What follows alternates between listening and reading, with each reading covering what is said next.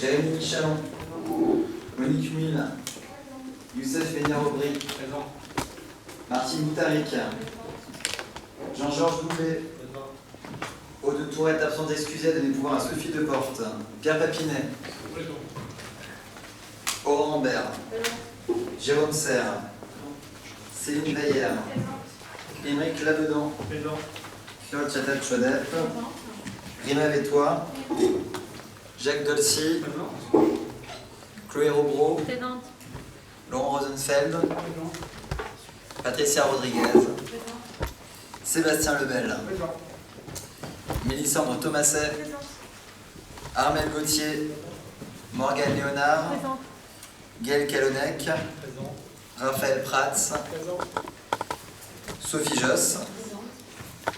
Mathieu Toulouboussou est absent excusé à donner pouvoir à Raphaël Prats, de même que Christine Guitcock qui a donné pouvoir à Gaël Calonnec. Pierre Mélinco. Présent. Pascal Desnoyers. Présente. Hippolyte Gizane Jacques. Présent. Merci à tous. Nous avons adressé les PV du 17 mai dernier, puisque je vous rappelle que l'approbation a été reportée, parce qu'on avait un souci informatique lors de l'envoi du PV en juin dernier. Et le procès-verbal du conseil municipal du 29 juin dernier, nous n'avons pas reçu d'observation. Est-ce qu'il y aura éventuellement d'observation orale? Il n'y en a pas, c'est donc adopté. Nous allons passer à la récapitulatif des délibérations à l'ordre du jour du conseil qui nous réunit aujourd'hui. Et donc vous me faites signe, bien sûr, les élus, lorsque vous souhaitez intervenir. Monsieur le maire. Pardon, monsieur Toulouboussou. Monsieur Zizane Zakian, pardon. Oui, monsieur Mouton. Les décisions municipales. Ah, pardon, c'est vrai qu'à chaque fois, j'oublie de parler des décisions municipales. Avez-vous des commentaires sur les décisions municipales, monsieur Zizane? Oui, j'aimerais bien poser quelques questions sur les décisions municipales. Alors par contre, il faudra allumer votre micro, parce que je vous entends très mal. Si jamais j'avais un micro.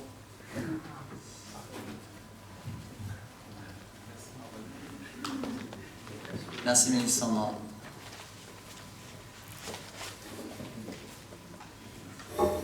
Écho. Ah, c'est parfait. J'ai quelques petites questions sur les décisions municipales. La première question fait 1, 2, 3, 4, 5. 5 questions sur les décisions municipales. La première, c'est sur les 28 premières décisions municipales numéro A2904-2021-55 au numéro A1905-2021-19 et les 6 dernières en fin de section qui sont dédiées aux conventions de mise à disposition à titre gratuit des infrastructures communales pour l'année qui commence, c'est-à-dire de septembre à juillet 2022. Pouvez-vous me confirmer que toutes ces associations sont des associations à but non lucratif? Sinon, sur quels critères de mise à disposition vous basez-vous pour sélectionner les associations, sachant qu'il y en a plus de 300 à Conflans, à qui vous offrez les infrastructures de la ville? Pouvez-vous nous transférer aussi les conventions de mise à disposition citées? Alors oui, ce sont des associations à but non lucratif, associations loi 1901. Sur lesquels critères? Les critères, c'est d'abord la demande et après le nombre d'adhérents. Voilà, tout simplement. Sachant que globalement, toutes les associations qui font la demande ont des locaux. Évidemment, par contre, c'est vrai qu'on a parfois des soucis de créneaux, parfois il y a des créneaux supplémentaires qui sont demandés.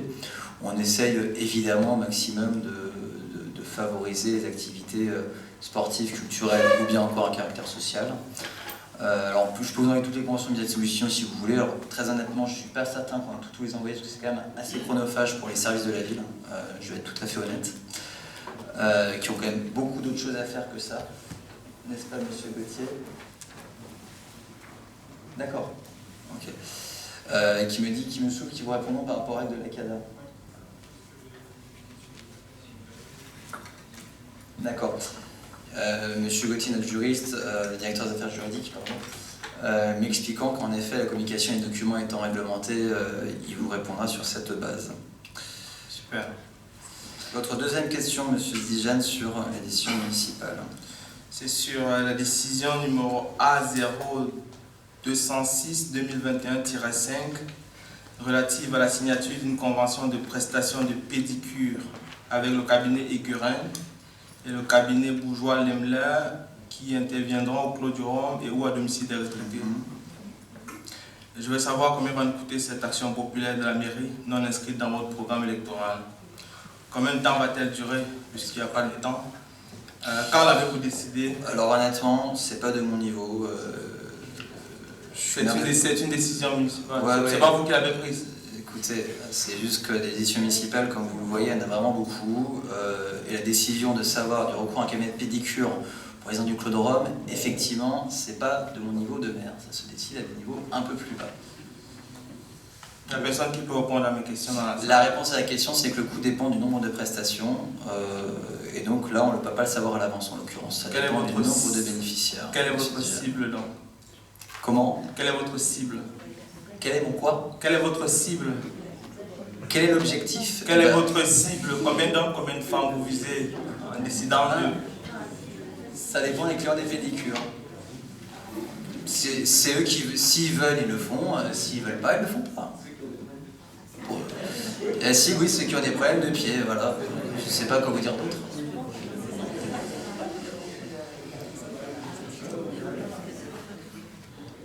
Alors, on va poursuivre ces questions, monsieur Dizane. Ma troisième question, c'est au sujet de la décision municipale DM 2021-08002D 2901.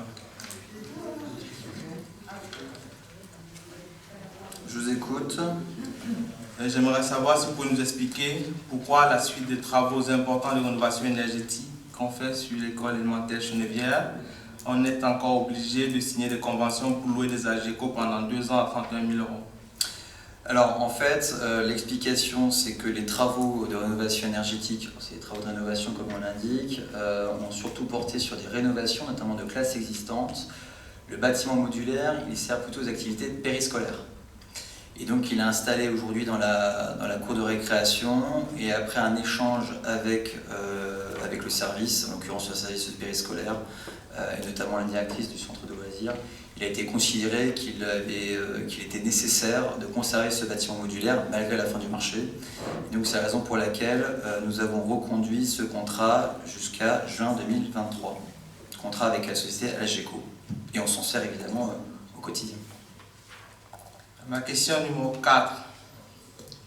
Je suis la décision numéro 2021-07-28D/2734. Je comprends par cette décision que vous avez besoin de payer 10 000 euros, 10 300 euros achetés à la société Cadras Consultant pour vous aider à recruter un responsable du service carte de vie, environnement et déplacement. J'espère que cette décision municipale est de votre niveau. Qu'est-ce qui justifie cette dépense lorsque nos plus grandes charges sont les ressources humaines et que cette dépense ne contribue qu'à aggraver la situation? Les ressources humaines de la mairie de Conflans n'ont-elles pas les compétences pour effectuer ce type de recrutement ou c'est le temps qui manque? Alors l'explication, c'est que ça fait plusieurs mois qu'on recherche et qu'on n'a pas trouvé. L'explication, c'est celle-là. Et qu'effectivement, du coup, pour répondre à votre question, non, on n'a pas les compétences suffisantes pour trouver. Ce sont des postes extrêmement difficiles à trouver. Alors évidemment, quand c'est en début de mandat, c'est assez facile parce que les gens quittent leur poste et avec l'organisation des municipalités, de nouvelles élections qui viennent de se dérouler. Quand on est dans une période comme celle-ci, un an et demi après l'installation des conseils municipaux, c'est extrêmement dur de trouver ce type de poste. Voilà ce qui me justifie. Ma question numéro 5. Je suis les infrastructures, c'est pour ma compréhension personnelle. À quoi sert le matériel de moteur et pompe de chaufferie et pièces de régulation Samsung acheté 40 000 euros à la société DCS pour une durée allant de sa notification, c'est-à-dire une date non renseignée? Je peux vous donner le numéro de la délibération. Je l'ai vu. Okay, Décision municipale. Voilà. On paye 40 000 euros hors taxe à une société pour une durée allant de sa notification. On ne sait pas quelle est la date de notification jusqu'au 31 décembre 2021. Et on repaye encore 40 000 euros pour du matériel de plomberie, toujours pareil, pour une durée allant de sa notification. On ne sait pas quand est-ce que, jusqu'au 31 décembre 2021. Alors, d'abord, le montant de 40 000 euros, c'est le montant maximum. C'est le montant maximum. Il s'avère qu'on est plutôt sur 10 000 euros par an. Ensuite, allant de sa notification, la notification du contrat, c'est une fois qu'il est signé, qu'il est envoyé à la société. Donc, j'imagine qu'il y a des délais postaux, donc ça remonte au mois de juin. et de sa notification pour une durée qui va jusqu'au 31 décembre, comme c'est indiqué. Est-ce clair pour vous? Ouais, je vais dire 2 mots sur ma démarche en fait. Je n'ai pas l'intention de jouer à la police ici. Ah, c'est pourtant l'impression que vous donnez, monsieur. Oui, justement, c'est pour ça que je veux dire un mot pour être clair sur ma démarche. Ah, d'accord, parce que pas clair. Dans nos écoles maternelles aujourd'hui à Conflans, votre décision qui a été de supprimer les ATSEM à moins de grande section n'est plus tenable. Vous comparez le matériel du centre technique municipal. Comparer les sommes, j'ai fait plusieurs questions, j'ai posé plusieurs questions j'ai posé plusieurs questions sur des dépenses que je ne comprends pas. Et le fait de partager aujourd'hui les ATSEM n'est plus tenable dans les écoles maternelles et apparemment ça ne vous fait ni froid ni chaud. Eh ben, je pense, monsieur Gizane, que vous avez un problème en effet de compréhension. Ouais. Effectivement. Du coup, je n'irai pas au-delà de ça. On va passer au conseil municipal aux délibérations si vous le voulez bien, mais je ne vous demande pas autorisation. Délibération numéro 1. Finance, choix du régime des provisions pour le budget principal et le budget annexe BIC. Demande d'intervention, monsieur Kalonec. 2. Finance, constitution d'une provision pour risque d'irrecouvrabilité de créances. Monsieur Gizane. D1 et D2. 3. Finance, taxe foncière sur propriété bâtie, limitation de l'exonération de 2 ans en faveur des constructions nouvelles, addition de construction, reconstruction d'immeubles à usage d'habitation. 4. Finance, admission en valeur, budget principal. Monsieur Gizane.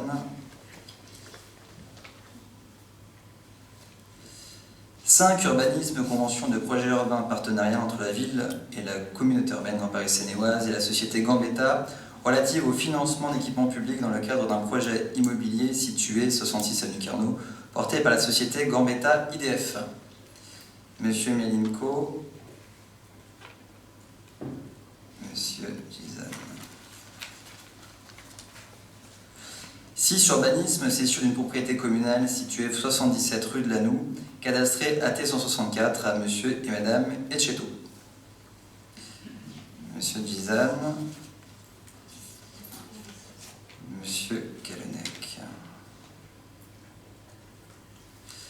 7. Urbanisme, acquisition du local commercial Mon Coiffeur situé 6 quai de la République. Monsieur Melinko. Monsieur Gizane. 8. Urbanisme, réaménagement des prêts auprès de la Banque des Territoires concernant les garanties d'emprunt accordées à la SA HLM immobilière du Moulin-Vert. 9. Urbanisme, garantie d'emprunt pour l'acquisition en VFA de 20 logements sociaux par séquence situés 1 avenue du Maréchal Foch à Conflans-Sainte-Honorine. 10. Urbanisme toujours, garantie d'emprunt pour l'acquisition en VFA de 14 logements sociaux par ICF Habitat La Savillière situé 19-25 rue du Repos à Conflans-Sainte-Honorine. 11. Commerce, communication de la liste des adresses des biens susceptibles d'être concernés par la taxe annuelle sur les friches commerciales de la commune de Conflans-Sainte-Honorine. 12. Commande publique, concession de services publics, examen des rapports annuels pour l'année 2020. 13. Guichet unique, modification du règlement intérieur des accueils périscolaires, des accueils de loisirs et de la restauration scolaire. Monsieur Prats.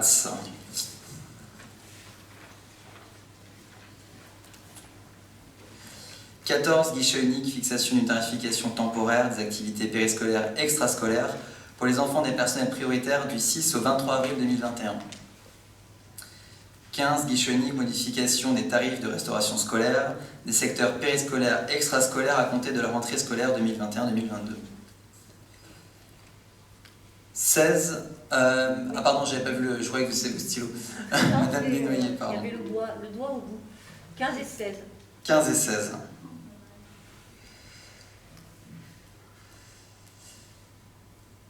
16, petite enfance, règlement de fonctionnement des établissements d'accueil du jeune enfant, et donc Madame Desnoyers. 17, santé, tarification des actes présentant des tarifs avec dépassement d'honoraires, prothétique dentaire, orthodontie, médecine générale, espace médical Joseph Bélanger, centre municipal de santé. Monsieur Kalonec.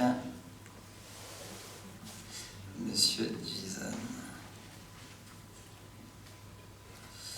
18. Ressources humaines, mise en conformité du tableau des emplois, mise en place d'un emploi de vacataire. Monsieur Melinko.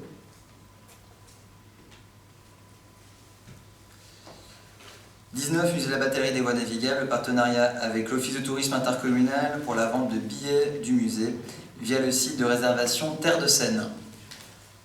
Madame Josse. 20, Médiathèque Blaise Cendrars, clarification des ateliers d'écriture et de la vente de sacs en toile. Et on finira avec les questions orales. Je vous propose de reprendre l'ensemble des points à l'ordre du jour en commençant par les finances, choix du régime des provisions comme objet principal et le budget de l'ex-PIC. Je laisse la parole à Youssef Menaroubri qui va d'ailleurs présenter ensemble les deux premières délibérations, Youssef. Merci Monsieur le maire. Ça convient Monsieur Calonnet qui a posé une question simplement pour la première. Très bien. Donc deux délibérations, bonsoir à tous d'abord, à toutes et à tous, deux délibérations comptables, en fait sur une technique comptable qui est assez commune, c'est la question du provisionnement. Le provisionnement, c'est une des applications du principe de prudence. Il s'agit d'une technique qui permet de constater notamment un risque.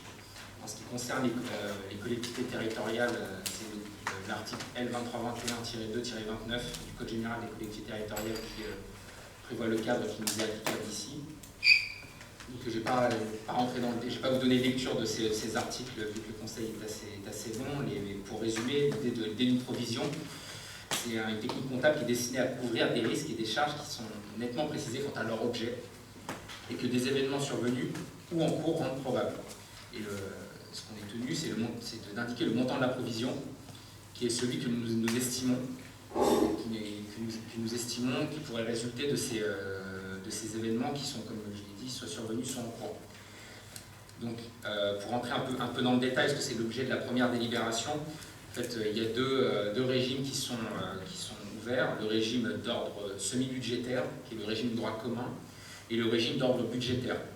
En fait, c'est la commune qui décide le régime qu'elle suit, et le régime de droit commun est le régime semi-budgétaire. En 2006 et en 2008, la commune a décidé d'opter pour un régime budgétaire. Donc aujourd'hui, ce que je vous propose avec la première délibération, c'est de revenir au régime semi-budgétaire qui est le régime de droit commun. Et c'est une possibilité qui nous est offerte une fois par mandat de l'Assemblée délibérante. Donc on peut utiliser cette possibilité. Donc aujourd'hui, nous l'utilisons. Ça, c'est l'objet de la première délibération qui est de définir le cadre pour revenir au droit commun. La deuxième délibération a pour objet justement de constater un cas où le provisionnement devient nécessaire. Dans le cas qui nous est soumis aujourd'hui, c'est une provision pour risque d'irrécouvrabilité à la suite d'une communication qui a été faite à la commune par un mandataire judiciaire concernant une entreprise qui est soumise à une procédure d'insolvabilité. Et cette entreprise est en fait débitrice de la commune. Donc le dit débiteur doit à la commune la somme de 52 812 €, avec le détail qui vous est donné pour des créances datant de 2019. Et par ailleurs, compte tenu des difficultés de recouvrement qu'on a pu constater, il est proposé de constater une provision complémentaire pour vraiment être dans la logique du principe de prudence de 94 019 € et 16 centimes pour des créances qui cette fois-ci s'étalent entre 2015, 2019, 2021 et 2021. Donc c'est l'objet des deux délibérations que je présente et que je vous propose d'adopter. Merci Youssef, Monsieur Calonec. Merci Monsieur le maire. Vous nous avez bien décrit ce que vous vouliez faire, Monsieur Youssef, mais on n'a pas vraiment compris pourquoi vous vouliez le faire, pourquoi vous voulez changer de régime de provision, passant du régime budgétaire à un régime semi-budgétaire. Quel est l'intérêt comptable ou financier de cette mesure, s'il vous plaît? Merci Monsieur Calonec. Youssef. Je vais peut-être prendre les deux questions, la question de Monsieur Monsieur Dizan. en même temps. C'est peut-être pas le même objet. Pouvez-vous nous expliquer Pouvez-vous actionner votre micro, Monsieur Dizan, s'il vous plaît? On ne vous entend pas. Écho. Pouvez-vous nous expliquer pourquoi il y a autant de trop perçus sur salaire? La mairie de Conflans a-t-elle des difficultés à payer des salaires et indemnités au prix coûtant? Vous ne souhaitez que maintenant régulariser près de 2 000 € de redevances de 2013 des gens de voyage. Vous êtes sur la mauvaise délibération, je pense, Monsieur Dizan. Vous êtes sur le numéro 3, je pense. Ah non, sur la 4, pardon. Vous êtes sur la 4. S'il est trop perçu, c'est sur la 1. Non, la première délibération, c'est une délibération de cadrage budgétaire. Enfin, de cadrage comptable. C'est pas la première délibération. Est-ce que vous pouvez m'indiquer la page où vous voyez ces éléments? Première page de l'annexe que nous avons envoyée. Ah, l'annexe. Liste des admissions en non-valeur Oui. présentées au conseil municipal. Monsieur Gizan, l'annexe, comme c'est indiqué, c'est la délibération numéro 4, c'est indiqué sur la première page. Donc la première page de l'annexe, c'est la délibération numéro 4. Donc c'est bien ce que je disais, ça sera pour tout à l'heure. Ok. Pour la délibération numéro 2, les provisions deviennent énormes. Je parle de celles relatives au boulevard Troussel et celle du quai Eugène Cornet, bien sur la bonne délibération. Pouvez-vous nous expliquer Exact. pourquoi il faut remonter, ou bien pourquoi y a-t-il des créances qui remontent jusqu'en 2015? Ça fait quand même 6 ans. Comment en est-on arrivé là?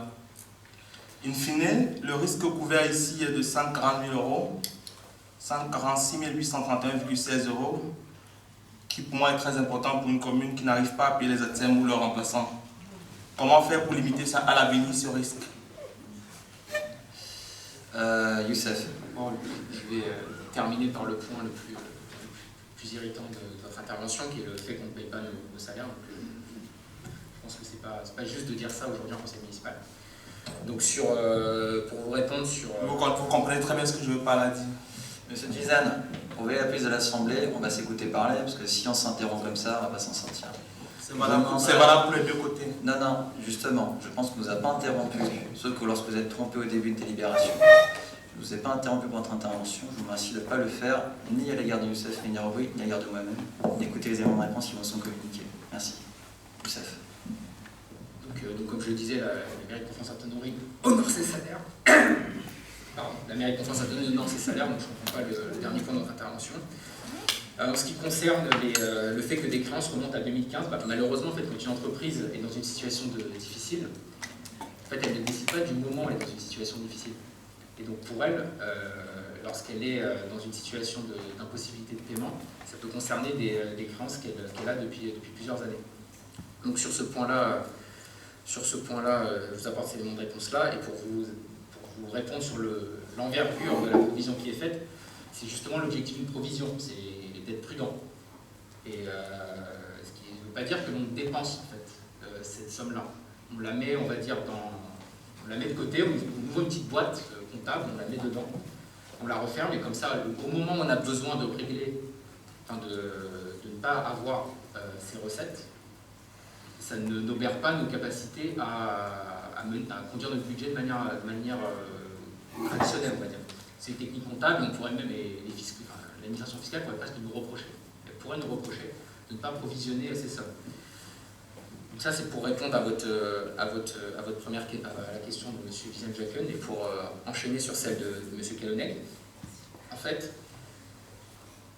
les opérations, qualifier les provisions d'opérations d'ordre semi-budgétaires, ça nous conduit en fait à mettre en réserve la dotation, ce qui n'est pas la conséquence du choix du régime d'opération d'ordre budgétaire, où l'on met le montant correspondant à la provision en section d'investissement, ce qui nous permet donc d'avoir une recette d'investissement, ce qui permet de financer les investissements. Donc c'est dans le principe de prudence, il y a un régime qui est le plus prudent et un régime qui est un peu moins prudent. Il reste toujours prudent, mais un peu moins prudent. Et donc nous, ce qu'on a décidé, c'est de revenir au cadre général, parce que notre situation ne justifie pas qu'on ait recours à un régime de moindre prudence. Et ça va dans la continuité de la délibération numéro 2, on va en fait même au-delà de ce qui est requis en termes de provision. Et pour avoir regardé notre équilibre budgétaire, ça ne remet pas en cause nos dépenses de fonctionnement, notre capacité à payer des salaires, parce que je sais que ça inquiète M. Gizan-Jacques, et nos capacités aussi à financer les investissements. Donc en fait, c'est simplement le choix entre le régime le plus prudent et surtout en fait le retour au droit commun. Et ce qui est, je pense, lorsque ce n'est pas justifié, l'élément le plus important. Est-ce que j'ai répondu à vos... Merci. Je vous en prie. Merci Youssef pour ces précisions. Je propose de passer ce vote d'avoir la délibération numéro 1 sur le choix du régime des provisions pour le budget principal et le budget annexe BIC. Qui est contre? Une voix contre. Qui s'abstient? Qui est pour? 38 voix pour. Nous votons la délibération numéro 2, toujours sur les finances et la constitution d'une provision pour risque d'irrecouvrabilité de créances. D'ailleurs, on a juste une précision, c'est une recommandation à la trésorerie publique, on a peut-être pas précisé. Qui est contre cette délibération numéro 2? Qui s'abstient? Une abstention. Qui est pour? 38 voix pour.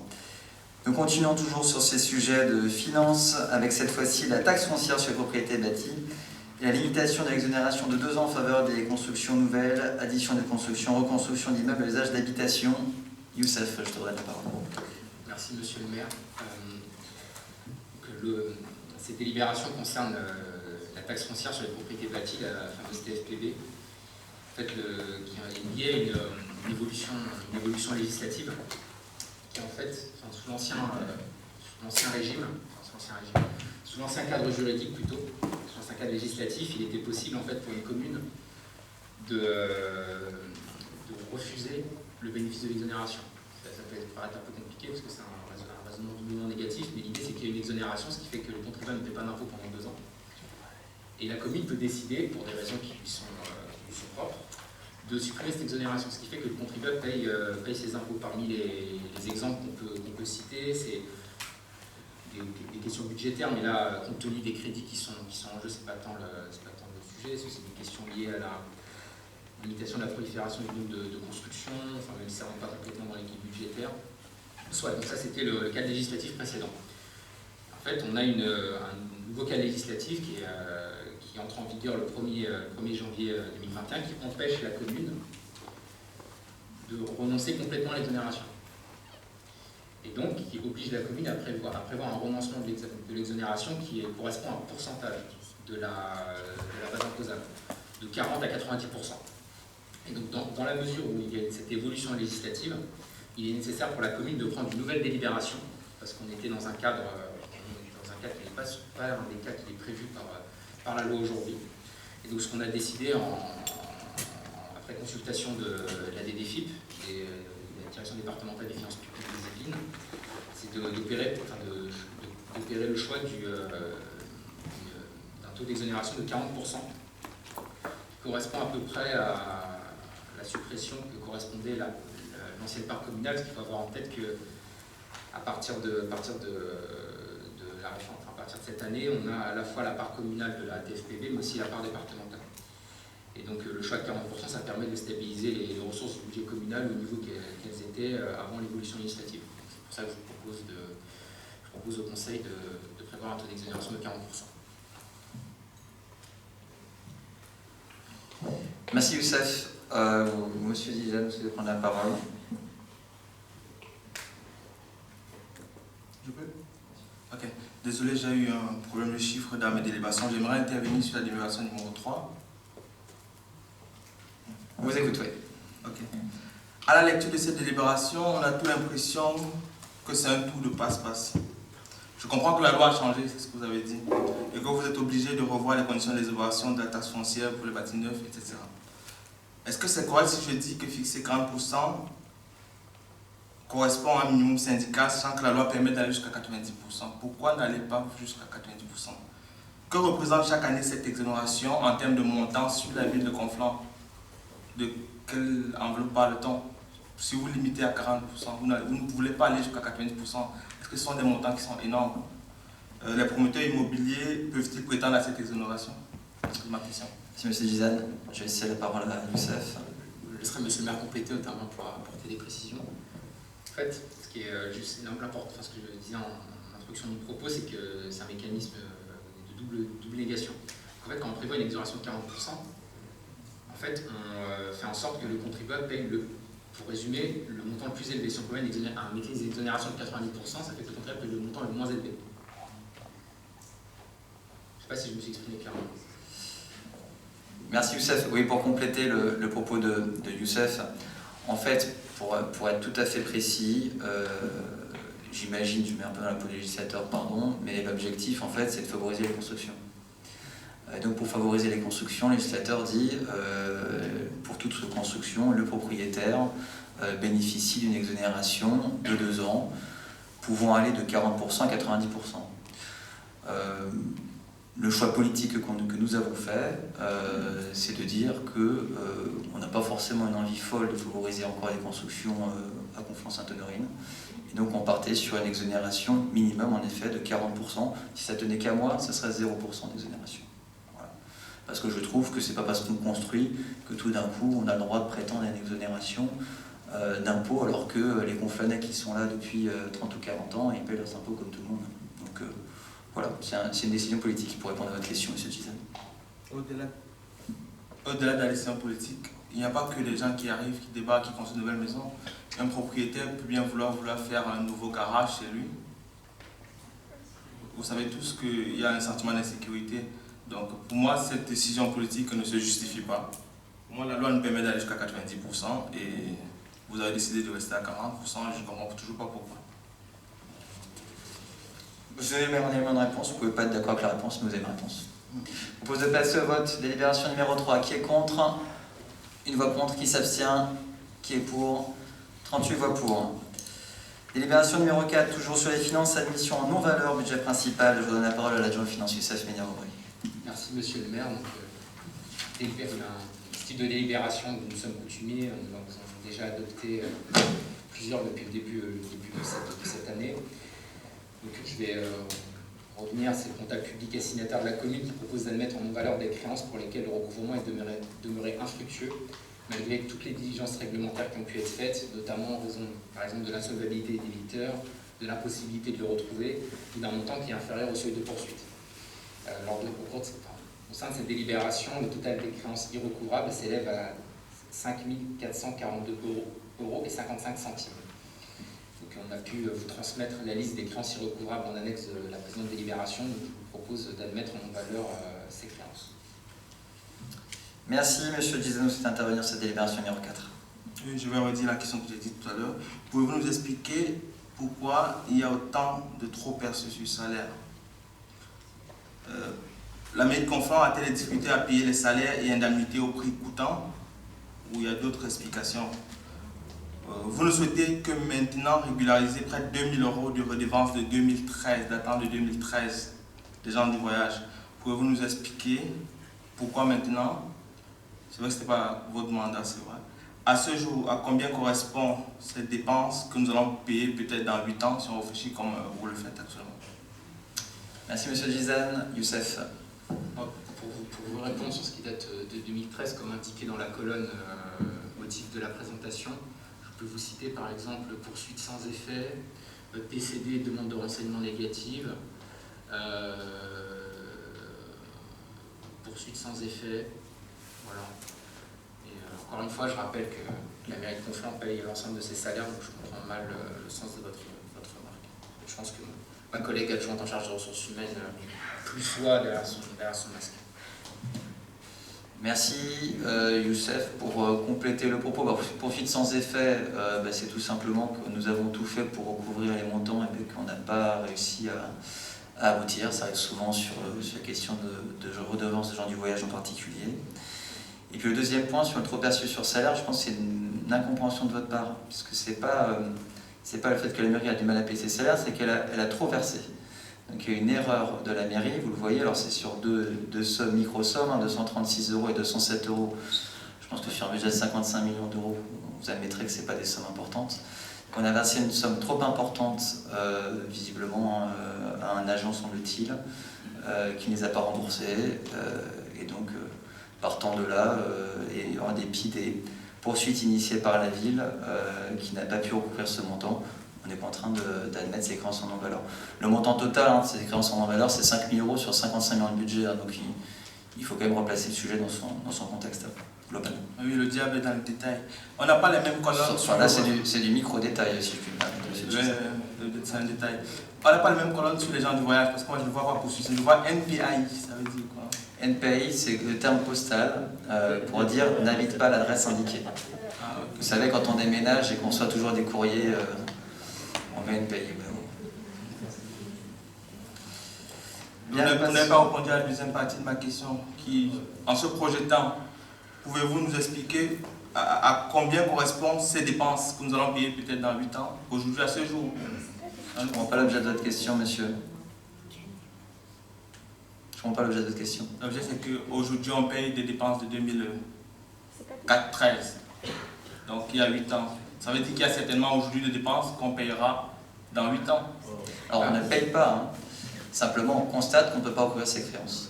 on constate qu'on par conséquence, effectivement, ça peut tout à fait arriver aujourd'hui que nous ayons une créance sur, il y en a tous les jours, hein, des actes de facturation sur les centres de loisirs, sur le centre de santé, c'est quotidien. Et donc en effet, il peut arriver qu'on ait une autre délibération dans les mois qui viennent qui constate qu'on n'a pas pu recouvrir des créances. Mais encore une fois, s'agissant de montants extrêmement faibles, nous pouvons nous satisfaire d'un taux de recouvrabilité des créances qui est extrêmement favorable de la part de la ville de Conflans-Sainte-Honorine. Je propose de passer au vote de cette délibération numéro 4, admission non-valeur, budget principal. Qui est contre? Qui s'abstient? Qui est pour? Unanimité. Nous poursuivons avec la délibération numéro 5 sur l'urbanisme et la convention de projet urbain partenarial entre la ville de Conflans, la communauté urbaine Grand Paris Sénéoise et la société Gambetta dans le cadre du projet immobilier situé 66 avenue Carnot. Je vais laisser la parole à l'agent d'urbanisme Jean-Jacques Husson pour la présentation. Merci Monsieur le maire. Bonsoir à tous. Cette délibération vise à approuver la signature d'une convention de projet urbain partenarial dénommée PUP, associant la ville, la communauté urbaine et la société Gambetta. Pour rappel, le PUP est un contrat négocié entre les collectivités compétentes et un opérateur privé. Il permet de financer par l'opérateur les équipements publics rendus nécessaires par son projet de construction. En contrepartie, l'opérateur est exonéré de la part intercommunale de la taxe d'aménagement. À ce titre, la société Gambetta souhaite réaliser un projet de renouvellement urbain sur un foncier de 7 750 m², comportant 112 logements et un commerce, sur le site de l'entreprise Boulet, situé au 66 avenue Carnot. Ce projet aura un impact sur l'école élémentaire du Clos d'en Haut. Il est en effet attendu près de 20 élèves supplémentaires sur 5 ans, à compter de la rentrée scolaire 2024 et selon le planning établi à ce jour. L'arrivée de ces nouveaux élèves nécessite d'envisager la réalisation d'une nouvelle salle de classe. Puis l'augmentation naturelle des effectifs et l'arrivée de ces nouveaux élèves implique également l'extension du réfectoire et de l'office, notamment par la restructuration d'un préau. Le montant de ces travaux est estimé à 468 600 € hors taxe. Ainsi, il a été négocié dans le cadre de la convention du PUP une participation de la société Gambetta de 308 000 €, correspondant à une participation de ce dernier à hauteur de 65,7% du coût global des équipements publics. Je vous propose donc de délibérer afin d'approuver le programme des équipements publics, d'approuver la convention de PUP et d'autoriser Monsieur le maire à signer cette convention. Merci Jean-Jacques. Monsieur Malinko, vous souhaitez prendre la parole. Merci Monsieur le maire, bonsoir à tous. Alors, lors de nos derniers échanges sur le projet Boulet, vous nous avez indiqué que celui-ci faisait l'objet de négociations d'une part avec le promoteur par rapport au nombre de logements et d'autre part entre la famille Boulet et le promoteur concernant la cession du terrain. Nous imaginons donc que celles-ci ont avancé au regard de cette délibération que vous proposez ce soir. Alors tout d'abord, vous vous dites satisfait et considérez que le maximum a été fait pour diminuer le nombre de logements de 130 à 112 compte tenu du cadre privé de la vente. Or, ce nombre 112 reste à notre sens beaucoup trop élevé. Les Conflanais apprécieront. Voilà. Nous déplorons qu'au cours de votre premier mandat, vous ayez délégué la compétence aménagement à GPSO. La preuve, car le projet Boulet est à l'initiative de GPSO et non de la commune. Et vous n'êtes malheureusement plus ou peu le décisionnaire. Rappelons que l'objectif de GPSO est de construire 2300 logements environ par an sur la période 2018-2023, avec un objectif de 450 000 habitants en 2030, d'après la version approuvée par le Conseil communautaire du 14 février 2019 et confirmée en 2020. En ayant maintenu la compétence, la ville aurait gardé le contrôle sur la construction, avec à la clé un programme à dimension plus humaine de moins de 100 logements. Pourriez-vous, monsieur le maire, nous détailler également la répartition des logements sociaux prévus? Combien de PLAI, de PLUS et de PLS? Nous souhaiterions également souligner l'insuffisance de la végétalisation du site. Donc, hormis l'arbre qui va remplacer le tilleul abattu, les autres arbres seront de taille relativement modeste, malgré les 118 végétaux prévus, avec sans doute une cinquantaine d'arbres, ou plutôt d'arbustes, en raison de l'emprise importante de la dalle béton au centre de la parcelle. Il aurait mieux fallu des arbres plus grands et en plus grand nombre. Par rapport à la convention entre la société Gambetta, la ville et GPSO, nous sommes évidemment favorables à la mise en place d'une salle de classe dans le cadre du projet de construction. Alors toutefois, si le promoteur accepte, c'est parce qu'il fait du profit et parce que le projet est globalement dense. N'a-t-on donc pas sacrifié le cadre de vie d'un quartier pour une somme dérisoire? Il convient de mener une gestion prévisionnelle des effectifs sur les 10-15 prochaines années plutôt qu'une gestion au coup par coup. Quelles infrastructures scolaires prévoyez-vous donc pour répondre à l'augmentation de la population et éviter des classes déjà surpeuplées, néfastes pour la bonne scolarité de nos élèves?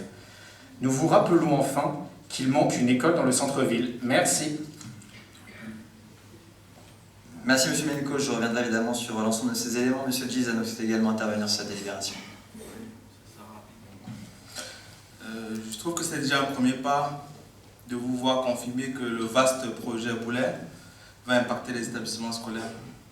112 logements correspondent à peu près à 112 familles et vous estimez seulement à 20 à 21 élèves supplémentaires. Pardon, laisse-le finir Jean-Jacques, on répondra ensuite. Allez-y, monsieur. Merci Monsieur le maire. Donc vous estimez seulement à 20 à 21 élèves supplémentaires à la rentrée scolaire 2024. Comment est-ce que vous faites vos estimations? À l'école maternelle du Clos d'en Haut. Pour mémoire, sur le plateau Cano, il n'y a pas qu'un seul projet immobilier d'ampleur. À ce jour, il y a 2 projets immobiliers d'ampleur. Il y a Avenue Foch, 66 logements. Il y a 112 logements à l'avenue Cano, soit environ 180 familles. Et à la lecture de votre délibération, vous semblez dire qu'il n'y aura pas d'impact sur l'école maternelle Longchemin. En plus des projets majeurs, il y a aussi d'autres projets de construction que vous connaissez très bien. Tout cela pour vous dire que vos estimations du PUB ne sont pas convaincantes. Pouvez-vous revoir votre copie en ajournant cette délibération? La journée non, on va la voter, puis si toutefois le conseil municipal la vote, elle sera adoptée. Je vais d'abord reprendre les propos de M. Menko. Alors évidemment sur les négociations en termes de logement, c'est toujours un exercice pour être tout à fait transparent, qui n'est pas simple parce qu'effectivement on a en face de nous un interlocuteur qui est un promoteur immobilier, qui a lui-même négocié, on imagine, un montant d'acquisition avec un propriétaire privé. Et il est toujours délicat pour les élus que nous sommes de connaître quel est le juste milieu, c'est-à-dire le nombre exact de logements à partir duquel c'est négociable ou ce n'est pas. Ce que l'on sait par rapport à ce projet-là, c'est que le PLUI, donc le plan local d'urbanisme intercommunal, en effet qui a été voté au niveau de la communauté urbaine dans Paris-Seine-et-Oise, offrait sur cette parcelle un droit à construire de 180 logements. Nous avons mené des échanges avec un premier projet de Boulet qui tournait autour de 134 logements. Les négociations se sont poursuivies et on aboutit finalement à 112 logements. Alors vous pouvez évidemment considérer que c'est trop. Nous estimons, avec Jean-Jacques Husson qui m'a accompagné dans ces négociations, qu'on a fait le maximum que nous pouvions faire dans ce cadre-là. Je rappelle qu'il s'agit d'un projet privé, qu'on essaie, nous, de défendre les intérêts de la collectivité au mieux de nos capacités. Et il nous semble être parvenu, en tout cas à notre sens, à un bon compromis. Vous avez bien sûr tout à fait le droit de contester un conseil municipal. Ensuite, vous avez parlé dans Paris-Seine-et-Oise, alors qui n'est pas du tout à l'initiative du projet. L'initiative du projet, ça part quand même d'un propriétaire privé qui vend sa parcelle de terrain à un promoteur. Paris-Seine-et-Oise n'a pas été directement associé, pour tout vous dire, aux échanges avec le promoteur. Ça fait directement par Jean-Jacques Husson et moi-même. L'unique action de GPSCO dans ce cadre, ça a surtout été pour expliciter certaines règles du plan local d'urbanisme intercommunal qui pouvaient parfois sembler plus claires ou en tout cas sujettes à interprétation. Et donc c'est souvent dans ce cadre-là qu'on a sollicité, le cas échéant, les services de la communauté urbaine qui nous ont répondu d'ailleurs et assez précisément. Vous avez parlé des logements sociaux. Alors d'abord globalement sur le projet, nous avons 60% des logements qui sont en accession libre, 30% de logements sociaux et 10% de logements intermédiaires. Sur les logements sociaux, pour vous dire les choses très simplement, c'est une obligation réglementaire qui existe dans le PLU, alors de Conflans comme ailleurs, hein, parce que c'est une règle qui est assez largement appliquée en France, dans la mesure où nous n'avons pas atteint notre objectif de 25% de logements sociaux fixé par la loi SRU. Nous sommes tenus, dès lors que plus de 12 logements sont construits, qu'il y ait 30% de logements sociaux minimum. Donc on est effectivement à ce taux-là. Nous avons souhaité aussi qu'il y ait 10% de logements intermédiaires, pour une raison simple, hein, c'est que donc, le logement intermédiaire, pour rappel, c'est destiné en fait, à une catégorie de population qui est trop riche, entre guillemets, pour accéder au logement social, puisqu'elle est au-delà des quotas de ressources, mais qui est en même temps trop pauvre pour avoir accès à des logements d'accession libre. Donc c'est un produit qui a été d'ailleurs pour la première fois utilisé à Conflans dans le cadre du projet Othello, qui se trouve pas loin d'ici, avenue Foch, et qui a rencontré un net succès, et ça vise notamment à favoriser notamment les primo-accédants. Donc ça semble intéressant d'insérer de logements intermédiaires.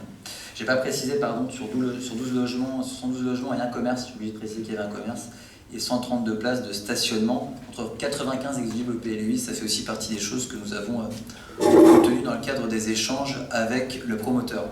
Vous m'avez demandé la typologie des logements sociaux, Monsieur Milinko. Tout ce que nous savons, c'est qu'on est tenu à 30% de PLI dans le cadre de nos objectifs. Par contre, pour le reste, ce n'est pas encore défini. Voilà, ça fait partie des choses qui restent encore à travailler. Sur les arbres, de mémoire, on en a plus de 70, donc c'est quand même plus que les 50 que vous avez avancés. Il y a un engagement du promoteur envers les habitants des alentours, hein, notamment les habitants, les riverains les plus proches, d'aller avec eux en pépinière de mémoire pour observer les typologies d'arbres. Et sont engagés, alors je n'ai pas le nombre exact, mais est-ce qu'il y a un certain nombre d'arbres de haute tige. Ensuite, sur le PUP et sur la somme qui est versée dans le cadre du projet urbain partenarial, alors c'est pas une somme qui tombe du ciel, hein, ce sont des sommes, là aussi c'est réglementé, c'est intimement lié en fait au montant de la taxe d'aménagement qui est due par le promoteur, et donc on est arrivé à ce chiffre de 300 000 €. Je sais pas si je peux dire publiquement qu'ils se sont un petit peu trompés dans le calcul et qu'on a plus que prévu. Allez, je le dis quand même. Donc c'est plutôt bien. Et donc sur un investissement total d'un peu plus de 400 000, on a 300 000 € payés par le promoteur, ce qui je trouve est satisfaisant. Enfin, sur les infrastructures scolaires, Monsieur Ménico, et je compléterai après Monsieur Gizan, parce que ça rejoint un peu votre intervention sur les écoles, il est faux de dire que les classes sont surpeuplées. Vous auriez pu le dire il y a quelques années, mais pas cette année scolaire. Pas cette année scolaire. Nous avons fait le tour avec Jeanne Simon à la rentrée des écoles, de l'ensemble des écoles, hein, maternelles comme élémentaires. En l'occurrence, là, s'agissant du groupe scolaire des Basses-Roches, puisqu'on est à l'école maternelle Basses-Roches, également en chemin, et l'école élémentaire du Clos d'en Haut, on est sur des effectifs cette année en moyenne de 24 à 25 élèves, voire même un peu moins pour les écoles maternelles. C'est même arrivé qu'on soit à 22. La moyenne c'est 23,6. Voilà, on a 23,6 élèves. Donc nous ne sommes pas du tout cette année en tout cas dans une situation de classe surpeuplée comme vous dites. On aura même plutôt tendance à penser le contraire et est heureux d'ailleurs qu'on ait peu de fermeture de classe malgré cette situation. S'il y a une exception à dire, j'ai pas de souci pour la donner, c'est l'école Grand Air, où là on est effectivement sur des effectifs qui tendent plutôt à 27-28. Mais voilà, c'est vraiment l'exception. Il y a une ouverture en élémentaire en plus. Bon, voilà, donc on est plutôt bien. Donc on n'est pas du tout, en tout cas dans ce secteur et à aujourd'hui pour cette année scolaire en sureffectif scolaire.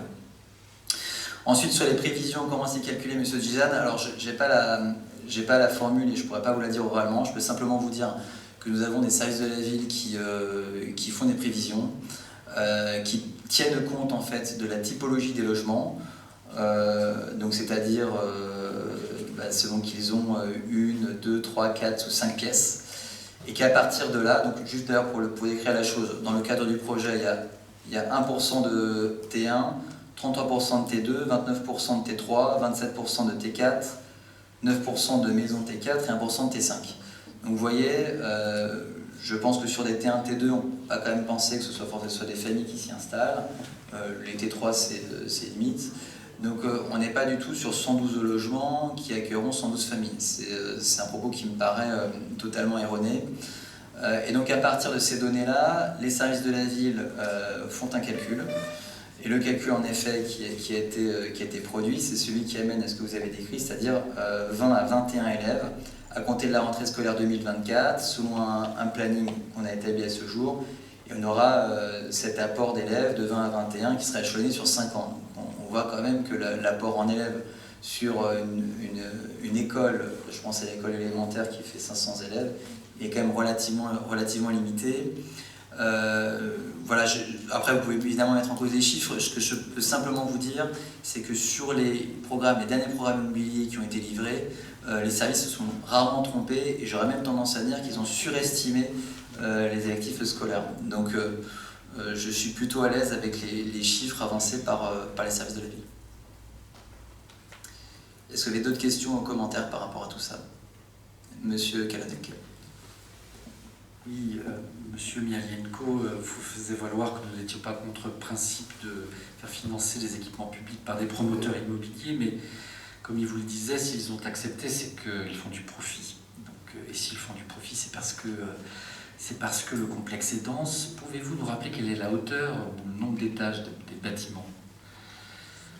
Alors c'est variable, hein, mais le maximum c'est R+2 plus attique. C'est le plus haut. Après c'est variable, hein, vous avez du R+1, du R+2, mais le maximum du maximum c'est R+2 plus attique.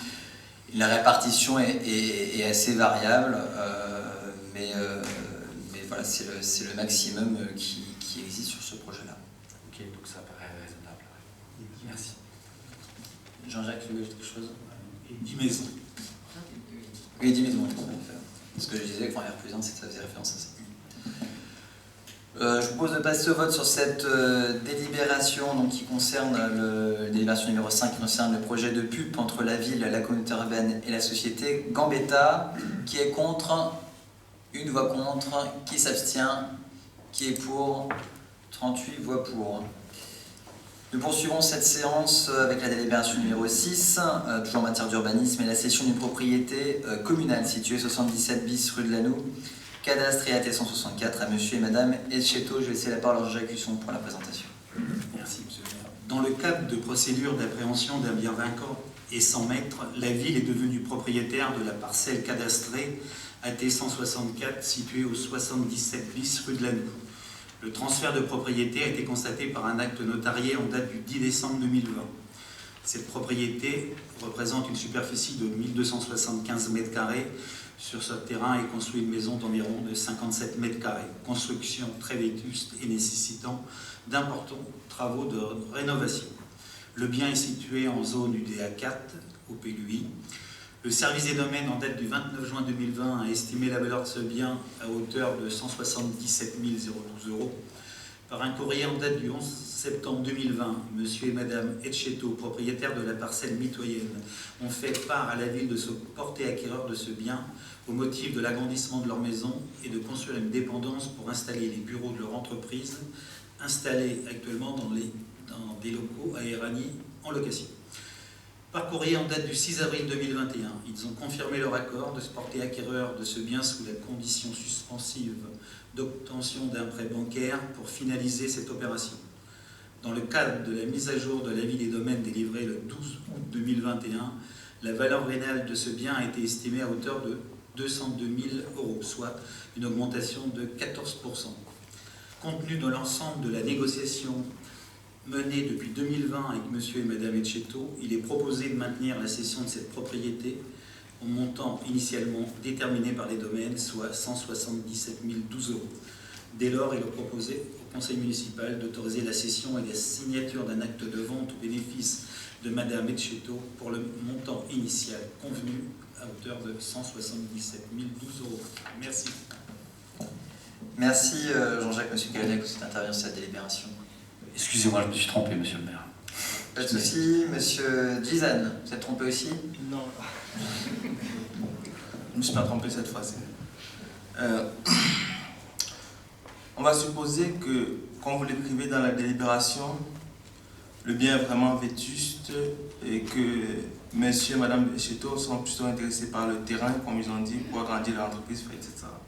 Pouvez-vous nous dire pourquoi nous allons céder les biens de la ville à 141 € le mètre carré à monsieur et madame Etcheto, sachant que les terrains équivalents à Conflans coûtent beaucoup plus cher. Vous dites que ces constructions sont vétustes, datant de 1960, et nécessitent beaucoup de travaux de rénovation, c'est ce qui est écrit. Combien coûtent ces travaux de rénovation? Les avez-vous estimés? Avez-vous des devis? Je rappelle que monsieur et madame Etcheto, comme vous l'avez écrit dans vos délibérations, que je ne connais pas d'ailleurs, sont des responsables d'une entreprise, comme vous le mentionnez si bien. Ne peuvent-ils pas à minima acheter ce bien au prix du marché? Pourquoi y a-t-il cession à l'amiable?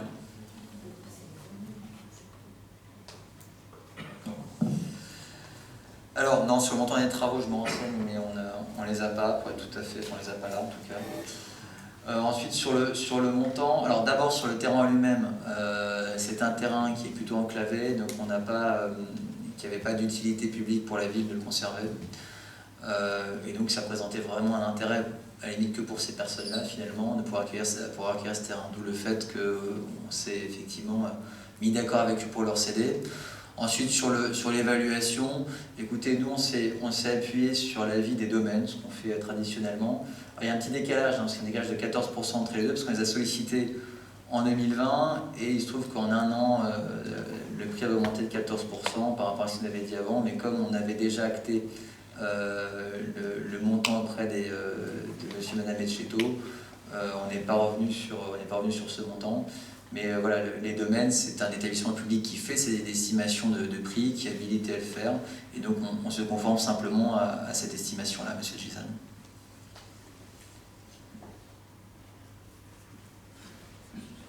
Propose de passer à sa délibération numéro 6, donc cession d'une propriété communale située 77 bis rue de la Noue, cadastre traité 164, à monsieur et madame Etcheto, qui est contre, une voix contre, qui s'abstient, qui est pour, 38 voix pour.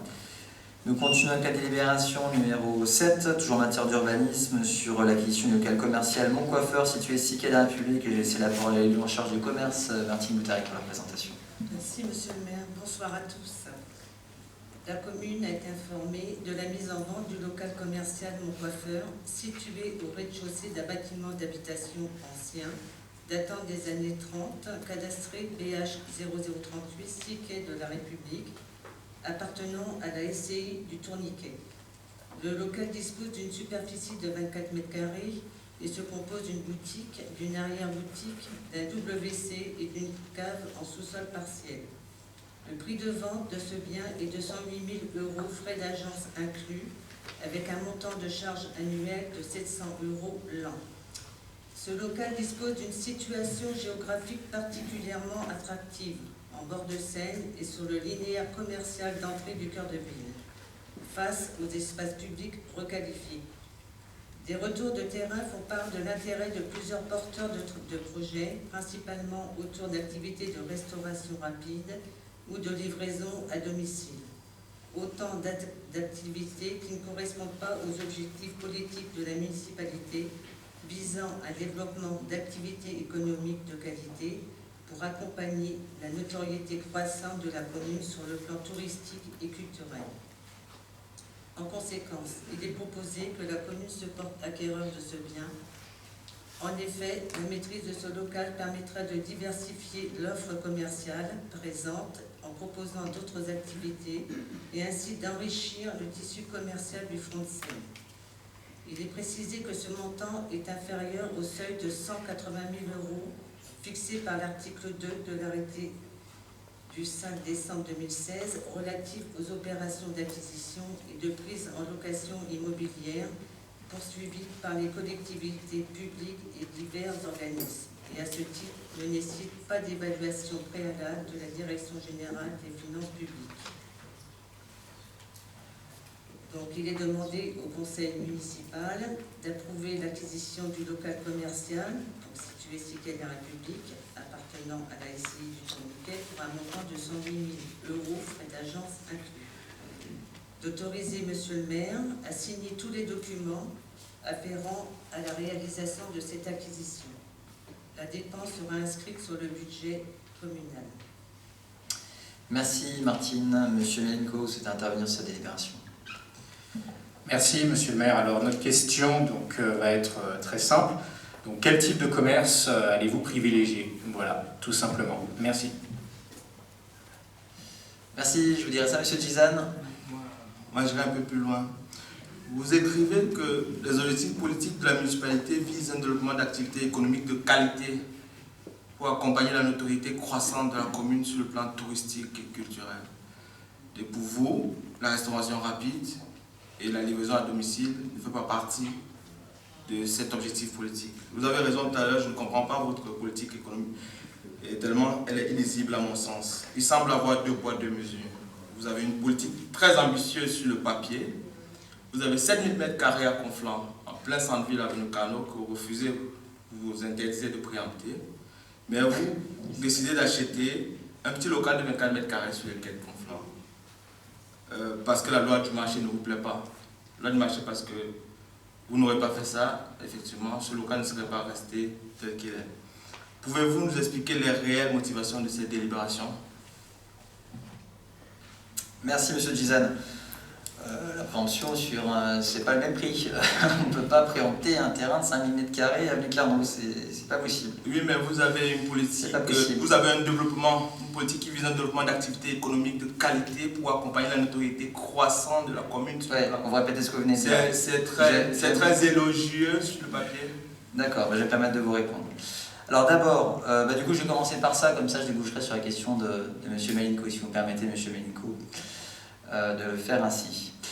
Alors pourquoi on n'a pas souhaité en effet que l'activité de restauration, l'activité de restauration et livraison? D'abord, rappelez quand même, puisqu'on est près de la place Fouillard, contre la place Fouillard, on a quand même beaucoup de restauration aujourd'hui, avec un certain succès d'ailleurs, et je m'en réjouis. Simplement, d'abord sur la restauration rapide, on n'a pas souhaité donner de suite parce que ça entraînait de nouveau des demandes de droit de terrasse. Et on a déjà une terrasse qui est submergée par les tables et les chaises des restaurateurs. Alors, je ne leur en fais pas le reproche. Simplement, il est apparu cette année quelques tensions dans une période post-Covid entre les restaurants qui ont à disposition une terrasse. Et donc on craignait simplement qu'avec une activité de restauration rapide, on soit susceptible de fragiliser l'équilibre qui existe aujourd'hui sur ces terrasses, de fragiliser plus globalement l'offre de restauration déjà en place. Sur la restauration livraison à domicile, là, la problématique elle est autre, alors quoique ça peut aussi générer éventuellement une droite de terrasse, mais ça concernait surtout une problématique de nuisance liée au stationnement des véhicules. Donc là je pense aux motos, aux vélos, des nuisances sonores parce que les livraisons sont tard dans la nuit, et je peux même vous donner plein d'exemples en ce moment parce qu'on est confronté à cette problématique sur laquelle travaille notamment Mickaël Dithier.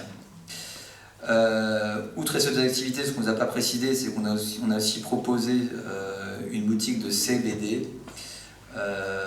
Bref, donc tous ces éléments-là, effectivement, nous ont laissé penser que c'était peut-être pas une bonne idée d'avoir cette activité à cet emplacement-là, qui est un bel emplacement, et ça, c'est ce qui nous a poussé, en effet, en tant que municipalité, à faire l'acquisition de ce local commercial.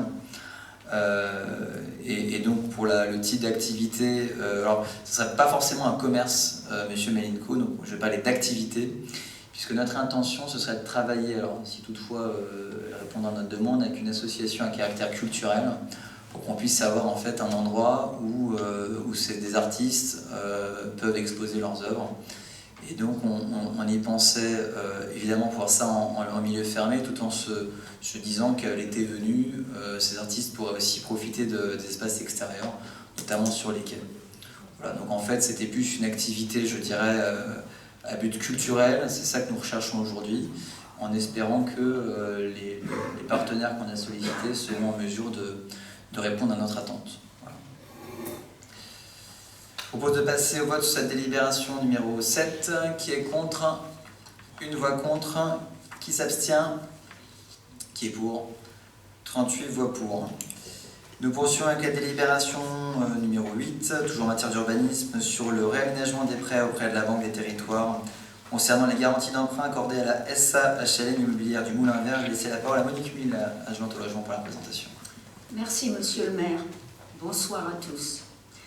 Dans le cadre de l'optimisation de son encours de dette, le bailleur social la société anonyme immobilière du Moulin Vert a amorcé un réaménagement avec la Caisse des dépôts et consignations, qui l'a accepté. Il a été convenu de mettre en place un profilage de 4 lignes de prêt avec 2 allongements de 4 ans avec progressivité de 0,25%, un allongement de 4 ans avec progressivité de 0,5%, un reprofilage IPC avec une baisse de marge à IPC plus 1%. Dans ce contexte, le bailleur sollicite la commune pour apporter sa garantie pour le remboursement des 4 lignes du prêt réaménagé. Le montant total de l'encours de dette garantie